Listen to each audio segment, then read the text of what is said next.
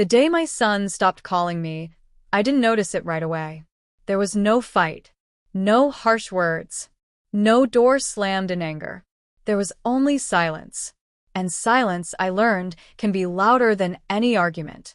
I remember standing in my kitchen that morning, holding my phone, staring at the screen as if it might suddenly light up. It was a simple habit. Every morning he used to call. Sometimes just for 2 minutes. Sometimes longer. He would ask if I had eaten. I would ask if he was tired. That was all. Nothing special. Just a mother and her son, checking on each other. That morning there was nothing. I told myself he must be busy. Newly married life is full of plans and adjustments. I smiled and placed the phone back on the counter. I did not know that this was the beginning of a quiet goodbye. Later that day, I made tea and sat by the window. Outside, the sky was gray, and a soft rain touched the ground like a whisper. I thought of him. I always did. I wondered if he was happy. If his wife liked the new house. If they had eaten together. I felt proud that my son had built the life of his own. But somewhere deep inside, a small fear stirred. A fear I didn't want to name. Because no mother wants to believe that her child can forget her. I raised my son with simple dreams. I did not ask for riches or big houses. I only wanted him to grow into a kind man. A man who respected others. A man who remembered where he came from. His father passed away when my son was still young.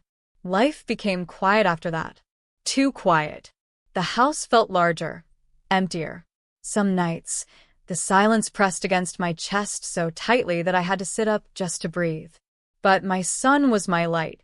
Every morning, he would sit at the small dining table while I packed his lunch. He talked about school, about his friends, about his plans. I listened like every word was a gift. When he grew older, he became more independent, but he never stopped caring.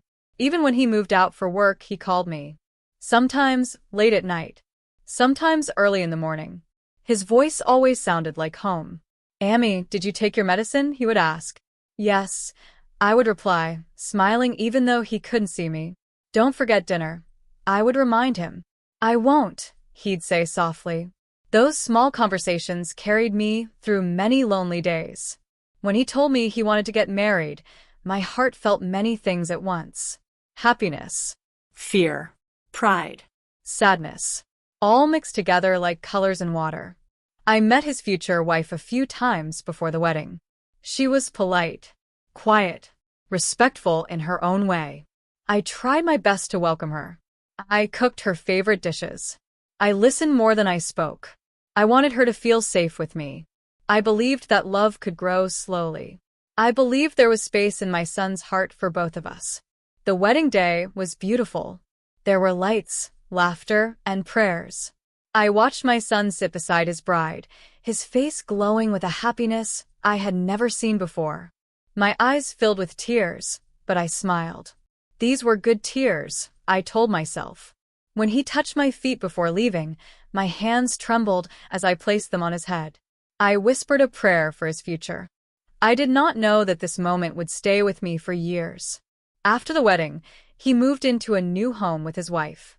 It was not far, but it felt like another world. At first, things stayed normal. He called.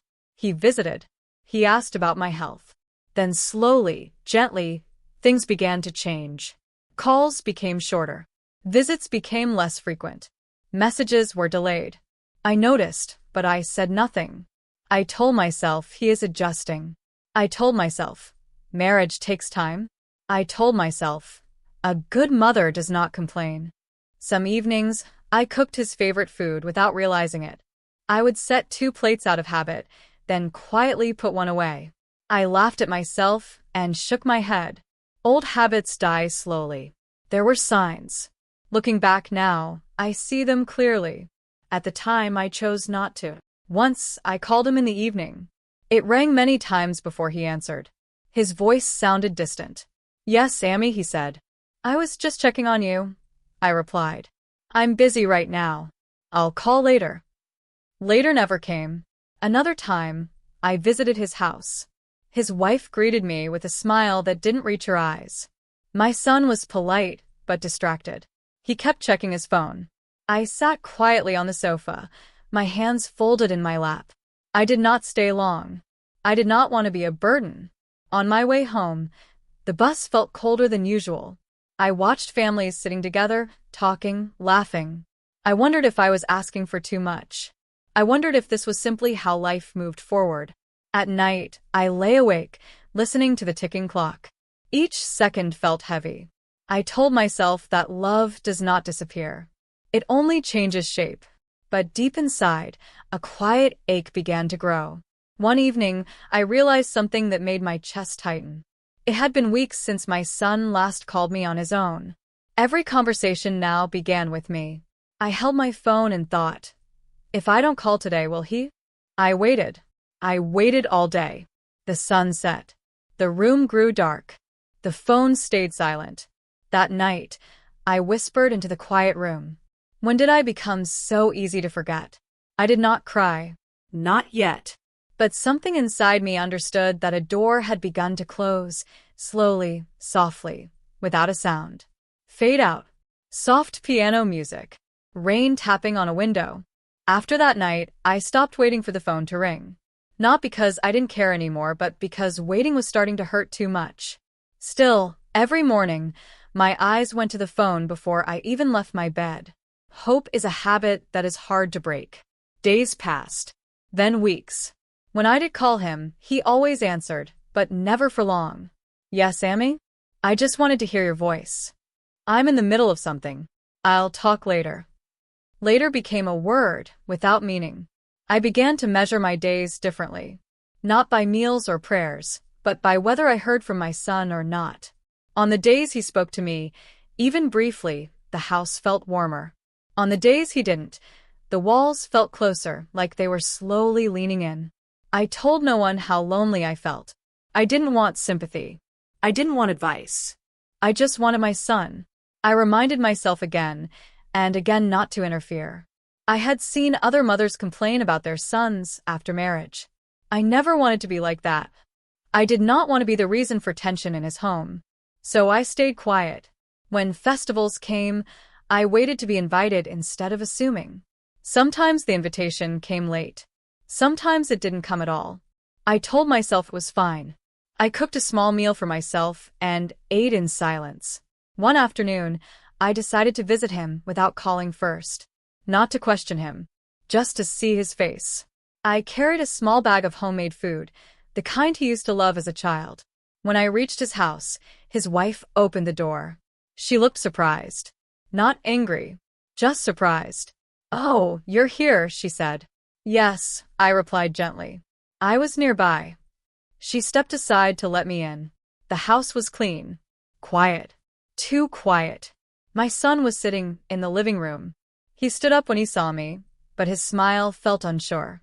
"Amy, you should have called first," he said softly. Those words stayed with me longer than he knew.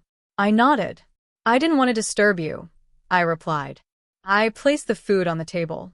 No one touched it. We talked about small things. Weather. Work. Nothing important. I stayed for less than half an hour. As I left, my son said, "I'll call you." He didn't. From that day on, something changed inside me. I stopped feeling like his mother. I started feeling like a guest. A guest must not stay too long. A guest must not speak too much. A guest must not expect anything.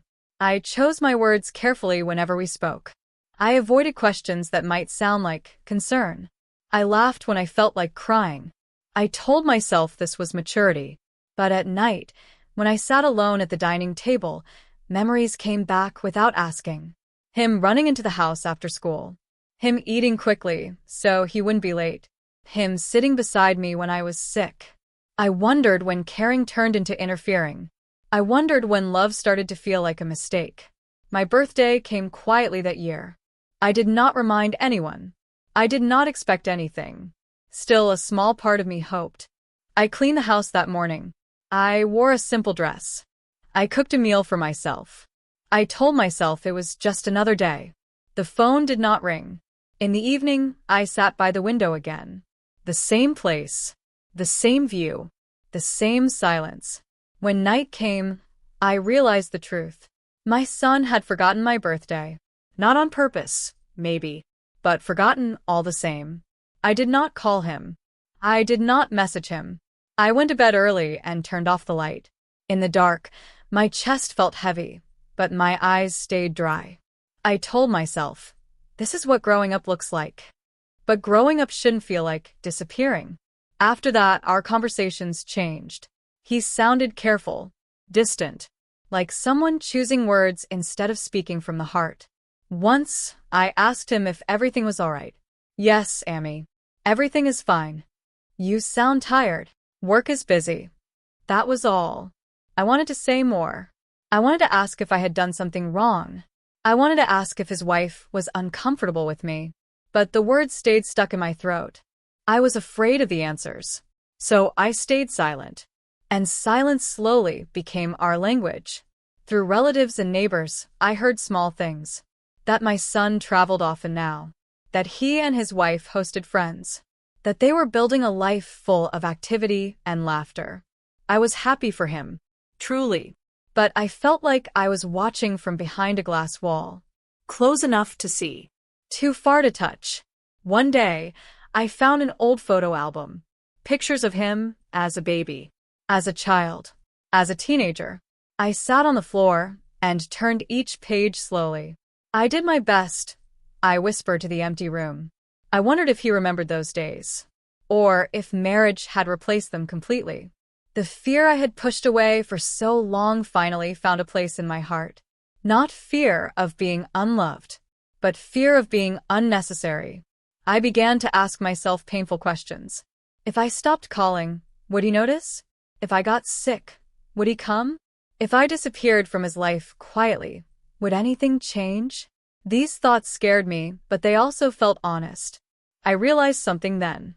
Love does not always end with anger. Sometimes it fades through neglect. One night, I held my phone again. My finger hovered over his name. I wanted to call him. I wanted to tell him I missed him. Instead, I placed the phone face down on the table. For the first time, I chose not to call. The room felt heavier than ever. But a strange calm settled in my heart. If he still remembered me, he would call. I waited. Fade out. Soft strings. A long pause. The days after I stopped calling felt longer than all the days before. Each morning, I woke up with a quiet question in my heart. Will today be the day? I kept my phone close, but I tried not to look at it too often. I cleaned the house slowly. I folded clothes that were already folded. I made tea and forgot to drink it. Waiting has a way of making time feel thick, like the air itself is heavy. The phone did not ring. By the third day, something inside me shifted. The hope did not disappear, but it grew tired. I began to understand that love cannot survive on one side alone. Even a mother's love needs a response. Still, I made excuses for him in my mind. He is busy. He doesn't realize. He will call soon. But soon never came. On the fourth day, my phone finally buzzed. My heart jumped before I even saw the screen. It was a message. Not a call. Sorry, Amy. Very busy these days. Hope you're well. That was all. No question. No warmth. No invitation to talk. I stared at the words for a long time.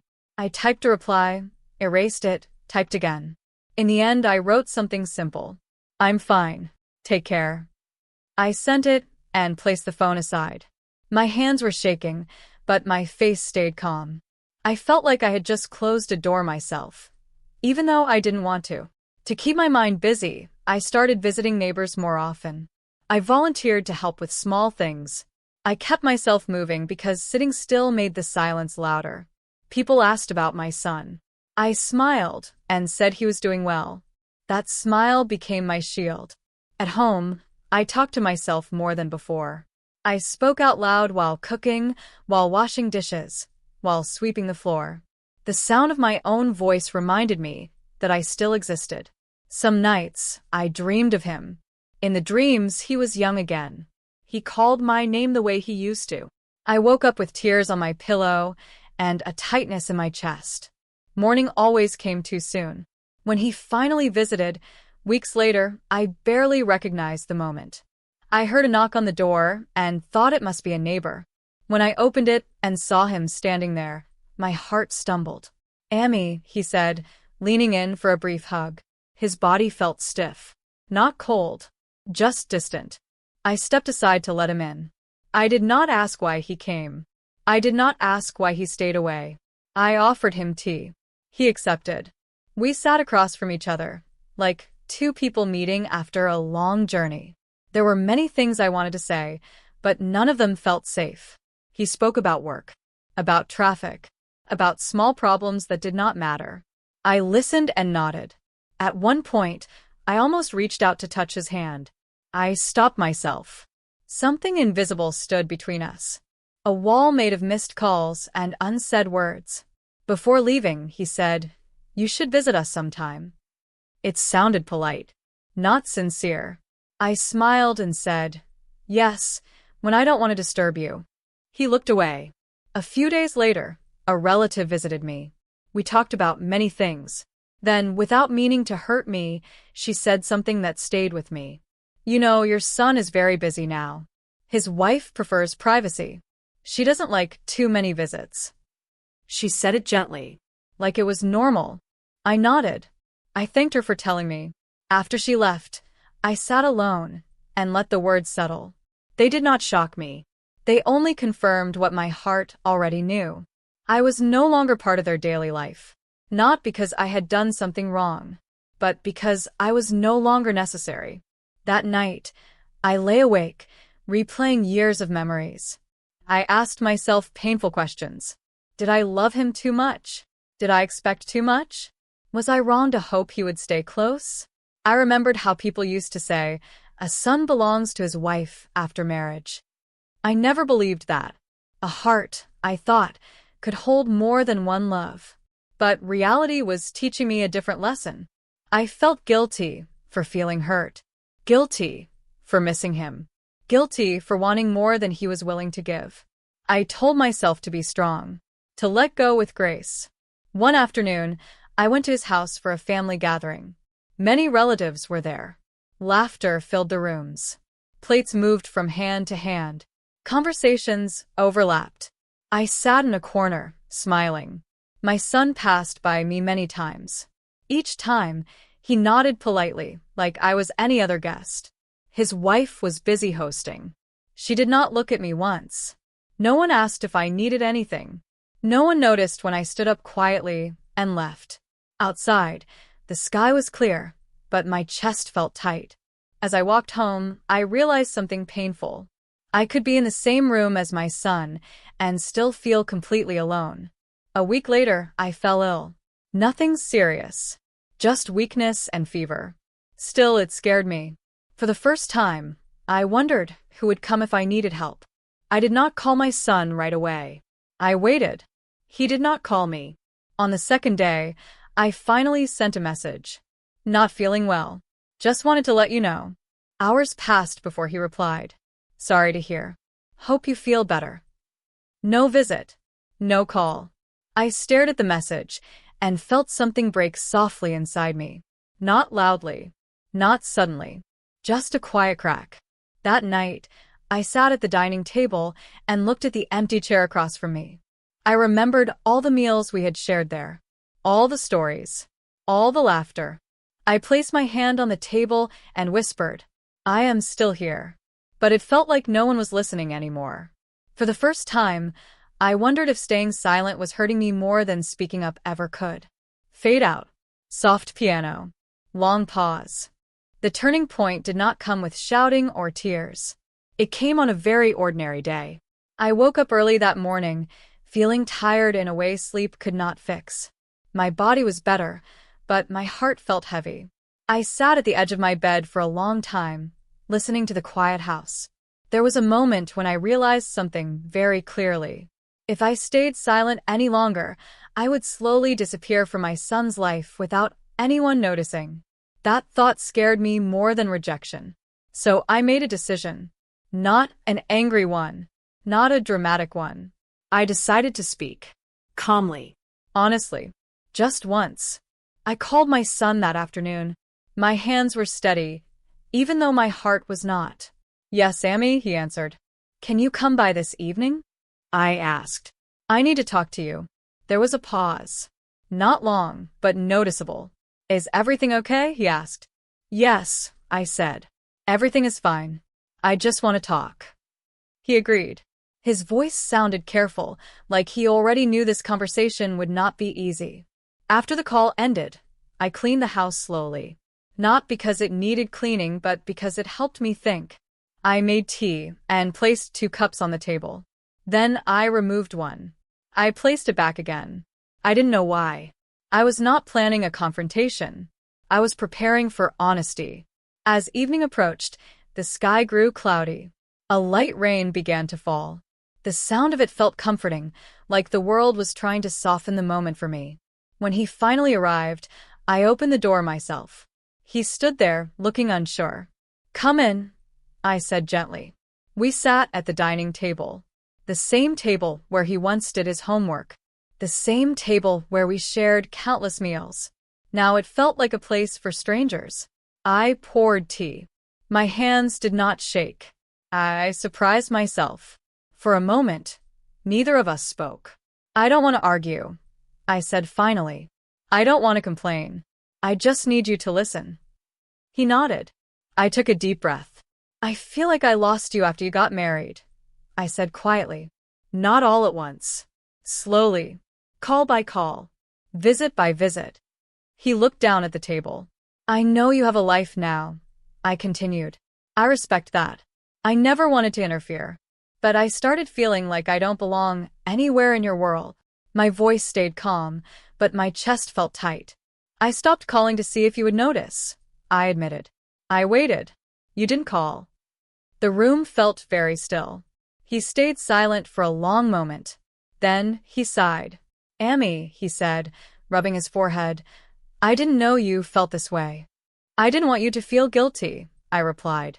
But I also didn't want to feel invisible. He looked up at me then. His eyes were tired, confused.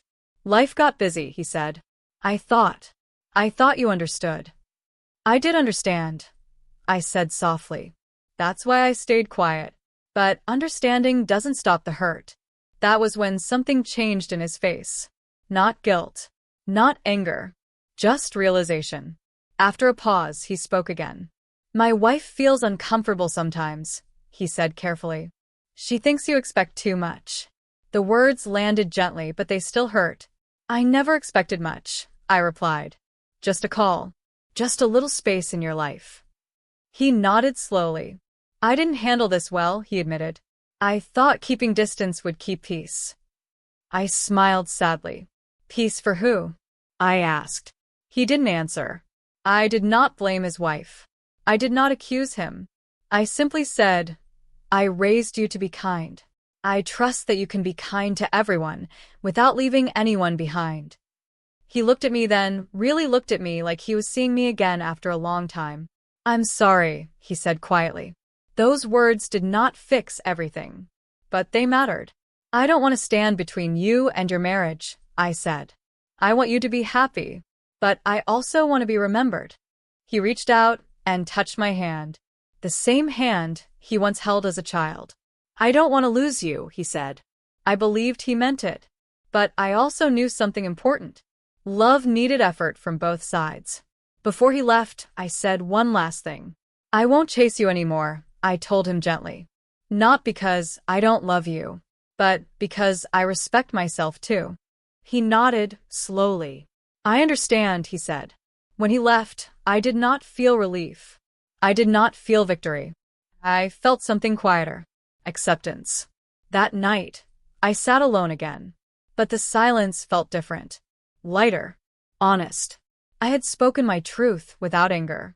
I had protected my heart without closing it. Whatever happened next, I knew one thing. I had not disappeared quietly. Fade out.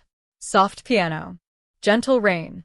After my son left that evening, the house felt the same, but I did not. Something heavy had been placed down gently, instead of being carried again to bed.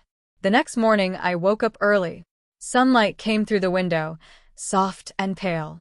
I made tea and sat at the table. I waited to see how I felt.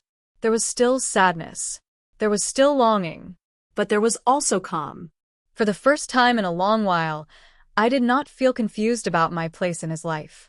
I knew where I stood. I had spoken. I had been heard, even if only partially. That mattered. The change did not come quickly. It did not come perfectly. A few days later, my son called me in the evening. Not a message. A call. It lasted only 5 minutes, but it felt different. "Amy, how was your day?" he asked. No rush in his voice. No distraction. We spoke about simple things. Food. Weather. A neighbor's wedding. When the call ended, I placed the phone down and smiled without realizing it. I did not expect him to become the son he once was overnight. Life does not work that way. Marriage changes people. Responsibilities grow. Time becomes crowded. But effort, even small effort, is a form of love. I also changed. I stopped measuring my worth by how often he called. I stopped waiting all day for one sound. I built a routine that belonged to me. Morning walks. Short visits with friends. Quiet afternoons with books and prayer. I learned something important then. Love does not mean losing yourself. I could care for my son deeply and still protect my heart. I could be present without being available at every moment. I could let go of the role of being needed and still remain loved. A few weeks later, my son and his wife came to visit together. I did not rush to clean the house. I did not prepare a large meal. I simply welcomed them. His wife was polite, still reserved, but she spoke more than before. I listened without trying to impress her. At one point, she said quietly, "I didn't realize you felt lonely." I looked at her and nodded. "I didn't know how to say it before," I replied. There was no apology. There was no deep conversation. But there was honesty. Sometimes that is enough for a beginning. That day, as I watched my son speak with his wife, I saw him differently. Not as the boy I raised, but as the man he had become. He was trying. Not perfectly, not bravely, but sincerely. And I understood something else. My son did not forget me because he stopped loving me. He forgot me because he did not know how to balance his worlds. That does not excuse the pain, but it explains it. One evening, I sat alone again, but this time with peace. I thought about all the expectations I had carried quietly. That he would always need me. That he would always come first. That I would never feel alone as long as he existed. Those expectations were not fair. Not to him. Not to me. Children grow. Lives change. Closeness does not always look the same. I let those expectations rest. Months later, on an ordinary day, my phone rang in the afternoon. "Amy," my son said, "I was just thinking about you." That was it. No reason. No problem. Just thought. I closed my eyes and listened to his voice. In that moment, I felt something warm and steady. I was not forgotten. I was not replaced. I was simply part of his life in a new way. I learned many things through this silence, this distance, this slow healing. I learned that love does not need to beg to exist. I learned that speaking gently is stronger than staying silent forever. I learned that mothers, too, deserve care. Most of all, I learned that letting go is not the same as losing. Sometimes, letting go is how love survives. Today, my son still has his life, his marriage, his responsibilities. I respect them, and I still have mine. We speak. Not every day, not as before, but with intention. When the phone rings now, I answer without fear. When it doesn't, I do not feel invisible. I know who I am. I am his mother, and I am also my own person. That is enough. Soft piano fades in. The image of a quiet home at sunset. A cup of tea on the table. Light through the window. If you are listening to this and feeling forgotten by someone you love, remember this. Your worth does not disappear because someone is busy. Your presence still matters, even when it is quiet. Speak when your heart needs to speak. Let go when holding on is hurting you. Love should feel like warmth, not like waiting in the dark. Fade out.